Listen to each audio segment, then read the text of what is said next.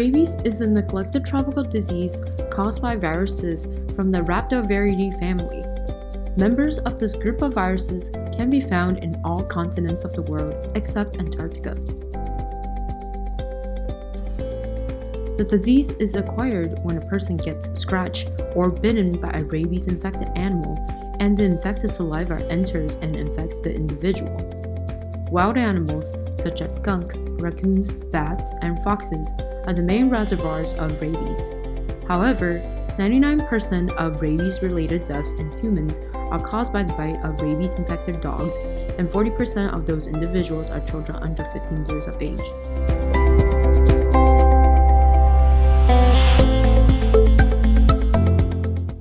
Rabies is a serious disease that affects the central nervous system and may cause hallucinations, paralysis, and coma.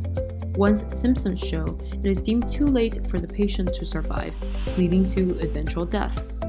This is why preventative methods, as well as immediate treatment after rabies exposure, is crucial to reduce disease transmission and fatalities. Rabies vaccines are available for animals, so the standard practice recommends annual rabies vaccination for pets, which is one of the most effective means of prevention. A post-exposure prophylaxis, or PEP, is also available to individuals who already got bitten by a rabid animal.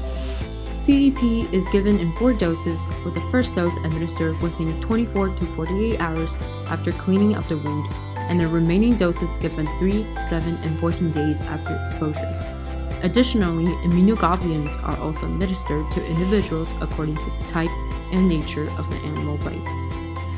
While rabies transmission can be stopped by animal vaccination, it has been difficult to completely eradicate the virus.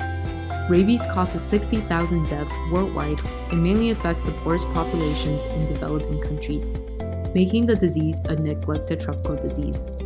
While rabies exists in most regions of the world and effective treatments are available, access to these treatments is the main issue. Anti-rabies vaccines for pets and PEP for exposed individuals are prohibitively expensive. This has even led to counterfeit rabies vaccines being sold as a cheaper alternative. Additionally, exposure to an animal bite not only requires immediate treatment, but also recurring visits to a clinic or hospital to receive the remaining doses. This makes treatment very costly and inaccessible for people living in rural areas. Efforts by non-governmental organizations and local governments, which aim to educate people on responsible pet ownership and interaction with wildlife, as well as provide free pet vaccinations, have been effective in reducing rabies cases. These campaigns, along with the increasing access to healthcare facilities in developing regions, need to be strengthened to completely eradicate rabies.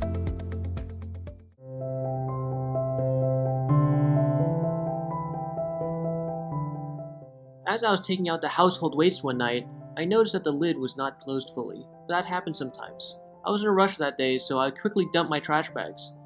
Upon approaching the waste bin, I heard some noises, but I didn't pay any attention. To my surprise, a raccoon was actually going through my trash, and upon placing the bag in, I was bitten and scratched. The bite was not deep, but it drew blood. I immediately went to the hospital to get the wound cleaned and treated.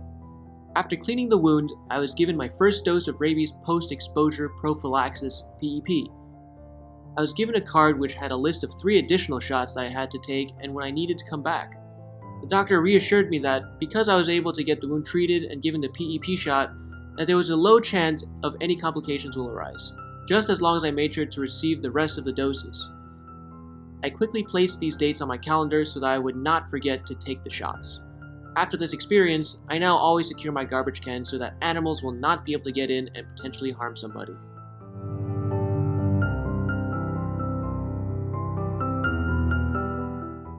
A while ago, my uncle had told us he was bitten by a very aggressive, ownerless dog. Such free-roaming dogs are commonly seen in my country. He believed that the dog was in a vulnerable spot and attacked him because the dog saw him as a threat to his safety. He did not seek treatment after the bite, and 30 days later, he started experiencing fever and headaches. After a week, he suddenly started experiencing fear of water, hallucinations, and anxiety, which alarmed me and the rest of our family members. Immediately, he was hospitalized and fell into a coma. The doctor told us it was impossible to treat him at that stage. After a couple of weeks, my uncle passed away. I am distraught because there were so many preventive measures that could have been taken to avoid his death. This includes a better containment of rabid animals in our neighborhood, vaccination of pets, and readily available rabies shots in our local clinics.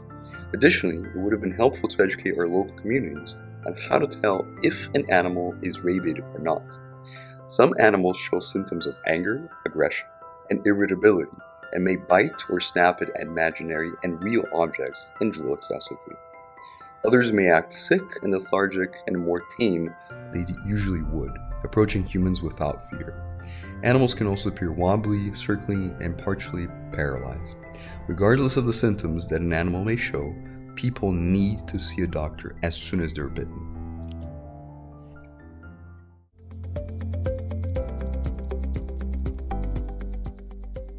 With the right prevention methods, including vaccination of pets and livestock, human vaccinations, avoidance of areas with wild animals, it is possible to lower the number of rabies cases. However, lack of accessibility to rabies vaccines and medications and affordable healthcare serve as challenges to populations living in poverty. The cost of post-exposure prophylaxis can increase in areas with a higher number of rabid animals and wildlife. A course of rabies vaccine averages about $3,800, not including costs for hospital treatment or wound care. The cost per human life saved from rabies ranges from approximately $10,000 to $100 million.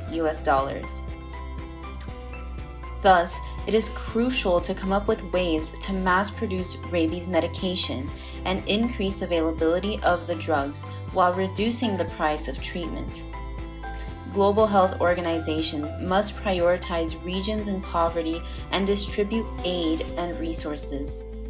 Additionally, many of these developing countries lack awareness of what rabies looks like and how it can get transmitted.